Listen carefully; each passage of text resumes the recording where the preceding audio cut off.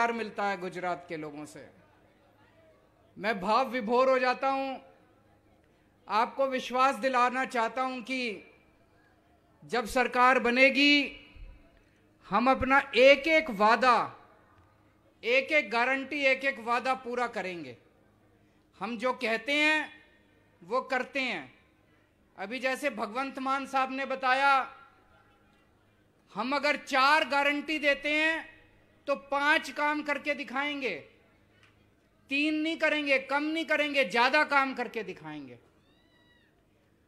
यहां जितने लोग आए हुए हैं, जो लोग बदलाव चाहते हैं, जरा हाथ खड़े। कौन कौन बदलाव चाहता है? कौन कौन परिवर्तन चाहता है?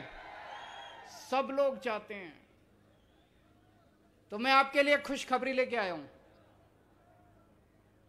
आईबी की एक रिपोर्ट आई है। आईबी मतलब एक खुफिया एजेंसी है सरकार की।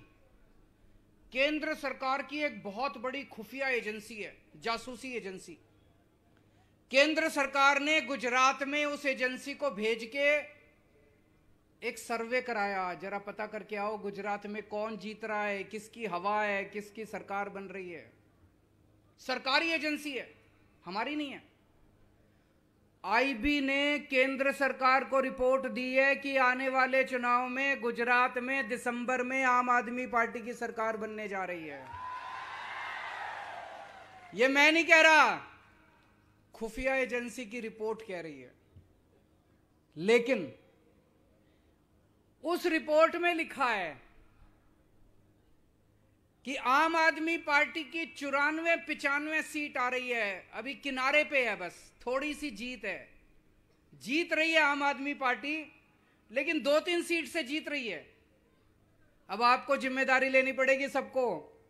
2-3 सीट से नहीं, कम से कम 40-50 सीट से जीत होनी चाहिए। होनी चाहिए कि नहीं होनी चाहिए? होनी चाहिए कि नहीं होनी चाहिए? मेहनत करनी पड़ेगी, मेहनत करनी पड़ेगी। जो अभी मान साहब ने भी कहा, ईशुदान भाई ने भी कहा कि 40 दिन रह गए, 50 दिन रह गए चुनाव के। अब थोड़ी सी अगर धक्का मारेंगे, जोर का धक्का मारेंगे, तो पंजाब के और दिल्ली के रिकॉर्ड टूट जाएंगे। गुजरात में इतनी सीट आनी चाहिए, इतनी सीट आनी चाहिए। तो अब सरकार तो बनने जा रही है, मेहनत करेंगे। करेंगे कि नहीं करेंगे मेहनत? सरकार तो बनने जा रही है। 1 दिसंबर को सरकार बनेगी आम आदमी पार्टी की। सबसे पहला काम क्या करेंगे? भ्रष्टाचार खत्म करेंगे गुजरात से। मेरे को कोई बता रहा था, एक एमएलए है, जब वो चुनाव लड़ा, गुजरात का एमएलए है, पिछला चुनाव जब वो लड़ा उसकी 4 एकड़ जमीन थी। एकड़ ही बोलते हैं यहां पे गुजराती में। 4 एकड़ जमीन थी। आज 5 साल के बाद उसकी 1000 एकड़ जमीन हो गई। 1000 एकड़ कहां से आई? कहां से आई? है ना? सबका यही हाल है। सारे एमएलए, मंत्री, संतरी, ये जितने हैं, लूट लिया इन लोगों ने। कहते हैं सरकार घाटे में चल रही है। सरकार घाटे, कहां जा रहा है सारा पैसा? घाटे में क्यों चल रही है? आप लोग इतना टैक्स देते हो।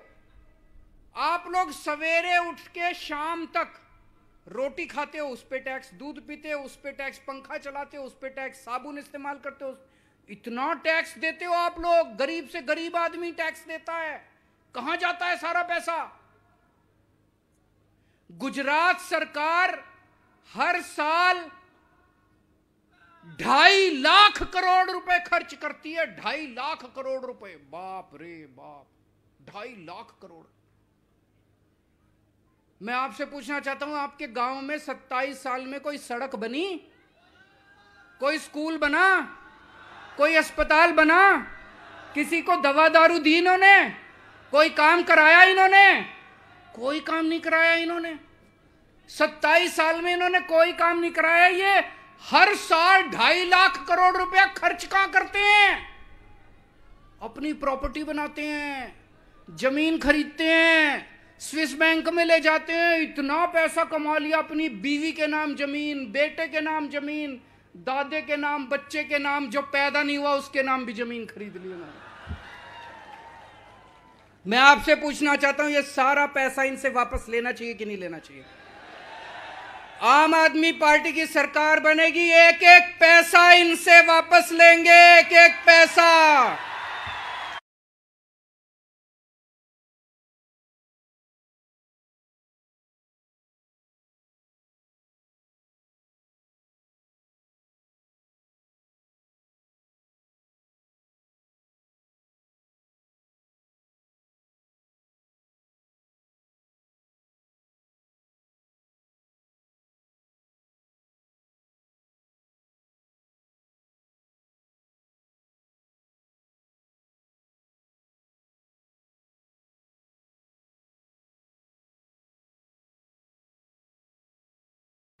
और अगर हमारा कोई भ्रष्टाचार करेगा, सीधा जेल जाएगा वो। अभी पंजाब के अंदर हमारा एक अपना मंत्री कुछ गड़बड़ कर रहा था, हमारा अपना मंत्री, सेहत मंत्री, हेल्थ मिनिस्टर भगवंत मान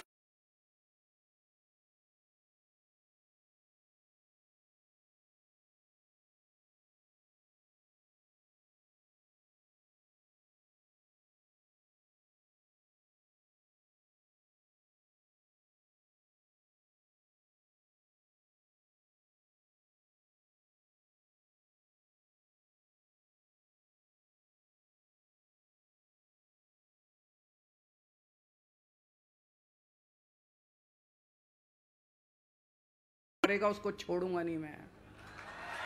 आपका काम करके जाएगा, कोई रिश्वत देने की जरूरत नहीं है। तो भ्रष्टाचार खत्म करेंगे, खूब पैसा बचेगा, खूब पैसा बचेगा, खूब पैसा बचेगा, खूब पैसा बचेगा। पैसे की कमी नहीं है, पैसे बहुत है सरकारों के पास, बहुत पैसा है इनके पास। उस पैसे से क्या करेंगे? सबसे पहले आपकी बिजली मुफ्त करेंगे। करनी चाहिए कि नहीं करनी चाहिए? 1 मार्च के बाद, महंगाई बहुत हो रही है, मेरे पास बहुत लोग आते हैं गुजरात से, कहते हैं कि सर बहुत महंगाई हो गई, घर का खर्चा नहीं चल रहा, बच्चे पालने को पैसे नहीं है, हर चीज महंगी होती जा रही है, आमदनी बढ़ती नहीं है, सैलरी तनख्वाह बढ़ती नहीं है। दिल्ली के अंदर और पंजाब के अंदर हमने लोगों की बिजली मुफ्त कर दी, और जितनी पुराने बिल थे, पुराने जैसे किसी का 70,000 बकाया था, किसी का 80,000 बकाया था, किसी का 1 लाख बकाया था, पुराने सारे बिल माफ कर दिए। अभी बिजली मुफ्त कर दी तो लोगों के 0 बिल आते हैं दिल्ली के अंदर और पंजाब के अंदर। 0 दिल्ली में लगभग 42 लाख लोगों के 0 बिल आते हैं, पंजाब में 50 लाख घरों के 0 बिल आते हैं। गुजरात के अंदर 0 बिल चाहिए कि नहीं चाहिए? 1 मार्च के बाद से नोट कर लो, 1 दिसंबर को सरकार बनेगी, 2-3 महीने लगेंगे सारी कार्रवाई पूरी करने में। 1 मार्च से गुजरात के लोगों के 0 बिजली के बिल आया करेंगे। ये दोनों पार्टियां मेरे को खूब गाली दे रही हैं, कह रही हैं केजरीवाल फ्री की रेवड़ी बांट रहा है, केजरीवाल फ्री बिजली क्यों देता है, केजरीवाल फ्री बिजली क्यों देता है। गुजरात के मुख्यमंत्री को हर महीने 5,000 यूनिट बिजली मुफ्त मिलती है। गुजरात के मंत्रियों को हर महीने 4-4 हजार यूनिट बिजली मुफ्त मिलती है। गुजरात के मुख्यमंत्री को बिजली फ्री मिले तो कोई बात नहीं, गुजरात के मंत्री को बिजली फ्री मिले तो कोई बात नहीं, गुजरात की जनता को 300 यूनिट बिजली मुफ्त मिल जाए तो इनको मिर्ची लगती है। अगर मुख्यमंत्री को बिजली फ्री मिलती है, मंत्री को बिजली फ्री मिलती है, तो जनता को मिलनी चाहिए कि नहीं मिलनी चाहिए? आपको बिजली मुफ्त देंगे। 1 मार्च से आपका बिजली का बिल 0 आया करेगा। दूसरा काम करेंगे, 18 साल से ऊपर की जितनी महिलाएं हैं, जितनी बेटियां, जितनी बहनें, जितनी माएं, हर महिला के अकाउंट में हर महीने 1,000 रुपए डलवाया करेंगे। जितनी महिलाएं बैठी हैं, जितनी अपने परिवार में सब लोग बोल देना, 18 साल से ऊपर की जितनी महिलाएं हैं, अगर उनका बैंक अकाउंट नहीं है तो बैंक अकाउंट खुलवा लें। सरकार बनने के बाद हर महिला के अकाउंट में हर महीने 1,000 रुपए डाला करेंगे। ये लोग इस पे भी मेरे को खूब गालियां देते हैं, कहते हैं महिलाओं को पैसे देने की क्या जरूरत है। दोस्तों, आपको भी पता होगा, बहुत सारे लोग मैं देख रहा हूं बहुत गरीब परिवारों के हैं। कई ऐसी बेटियां हैं, पैसे की कमी के कारण उनकी पढ़ाई छूट जाती है।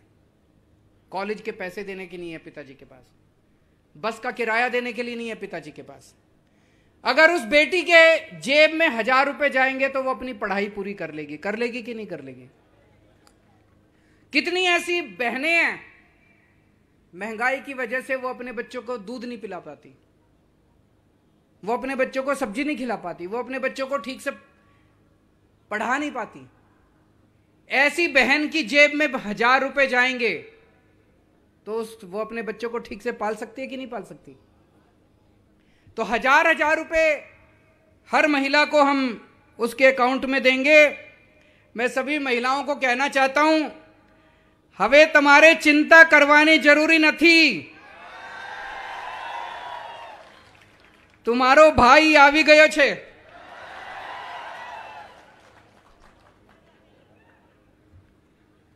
दिल्ली में हमने सरकारी स्कूल बहुत शानदार कर दिए।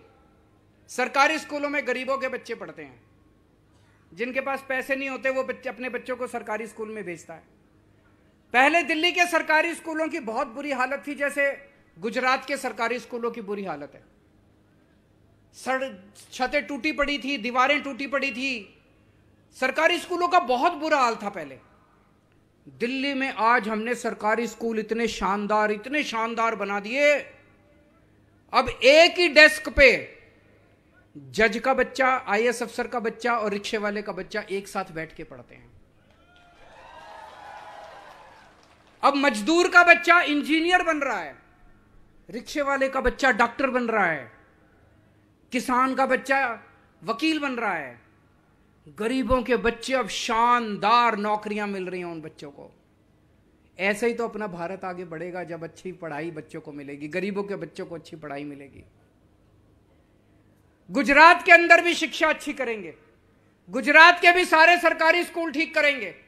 गुजरात के अंदर खूब सारे नए सरकारी स्कूल खोलने हैं और इतनी अच्छी व्यवस्था कर देंगे, दिल्ली में अब प्राइवेट स्कूलों के बच्चे अपने नाम कटा कटा के सरकारी स्कूल में भर्ती करा रहे हैं।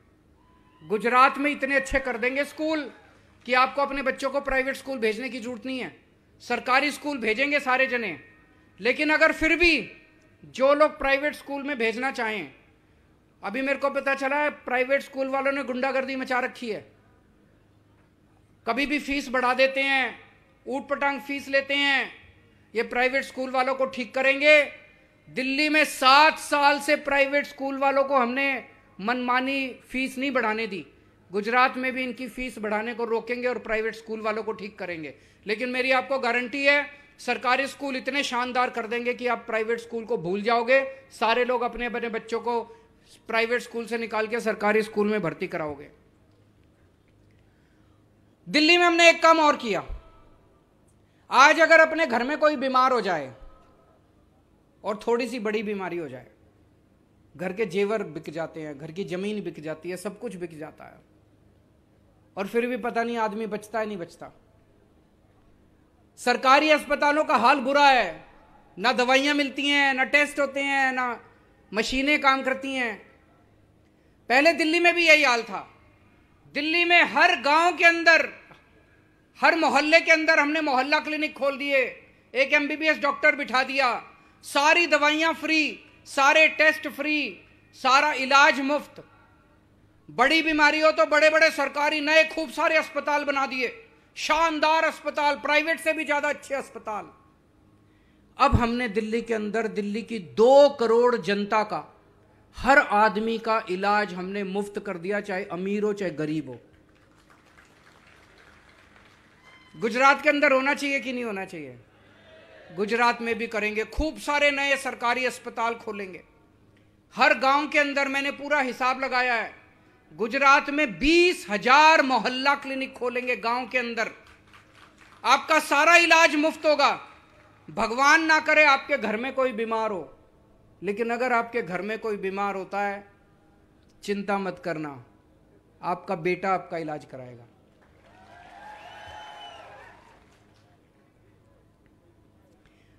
मेरे को राजनीति करनी नहीं आती, मेरे को गुंडागर्दी करनी नहीं आती, मेरे को भ्रष्टाचार करना नहीं आता। मेरे को स्कूल बनाने आते हैं, मेरे को अस्पताल बनाने आते हैं। अगर गुंडागर्दी चाहिए, उन लोगों को वोट दे देना, 27 साल से देते आए हो। भ्रष्टाचार चाहिए, लफंगाई चाहिए, उनको वोट दे देना। अपने बच्चों के लिए स्कूल बनवाने हो, अपने परिवार के लिए अस्पताल बनवाने हो, तो मेरे पास आ जाना, मैं बनवा दूंगा। मेरे पास कुछ नहीं है, मैं एक आम आदमी हूं। हमारी पार्टी के पास कुछ नहीं है। भगवंत मान साहब भी फक्कड़ आदमी हैं।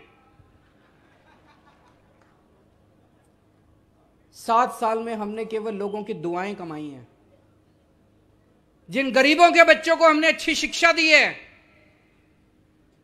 जिन गरीबों के परिवारों का हमने इलाज करा दिया, फ्री में इलाज करा दिया, जान बचा ली जिनकी, वो हमें खूब आशीष देते हैं, खूब आशीर्वाद देते हैं, खूब दुआएं देते हैं। उन्हीं की दुआओं का असर है कि एक छोटी सी पार्टी पहले दिल्ली जीत गई, फिर पंजाब जीत गई, अब गुजरात जीतेंगे। क्योंकि लोगों का काम कर रहे हैं, भगवान का काम कर रहे हैं, धर्म का काम कर रहे हैं, पुण्य का काम कर रहे हैं हम लोग। यही तो पुण्य है, यही तो हमारा धर्म कहता है, गरीबों की सेवा करो। वही काम कर रहे हैं, आम लोगों की सेवा कर रहे हैं। आप लोगों में से कौन कौन बेरोजगार है, जरा हाथ खड़े करो। सारे ही बेरोजगार हैं। मैकेनिकल इंजीनियर, वो बता रहे हैं इंजीनियर हैं फिर भी बेरोजगार हैं। बैठो बैठो बैठो। मैंने एक टीवी में देखा, इनका बहुत बड़ा नेता, उससे पत्रकार ने पूछा कि सर बेरोजगारी बहुत है, इतने लोग बेरोजगार हैं, आप क्या कर रहे हैं? पता है क्या बोला? कहता ये लोग निकम्मे हैं, ये लोग काबिल नहीं हैं, इसलिए बेरोजगार हैं। मेरे को इतना गुस्सा आया। एक तो तुम रोजगार नहीं दे सकते और ऊपर से तुम हमारे लोगों को निकम्मा बोलते हो, हमारे बच्चों को निकम्मा बोलते हो। इतना अहंकार आ गया तुम्हारे अंदर, इतना घमंड आ गया तुम्हारे अंदर। अरे निकम्मे हमारे बच्चे नहीं है, निकम्मे तुम्हारे बच्चे हैं। तुम्हारे बच्चे निकम्मे हैं, फिर भी चेयरमैन बन जाते हैं, एमएलए बन जाते हैं, इनको टिकटें दिला देते हो, बड़ी बड़ी कंपनियों के मालिक बन जाते हैं। हमारे बच्चों को एक मौका तो देके देखो, तुम्हारे बच्चों को पीछे छोड़ो।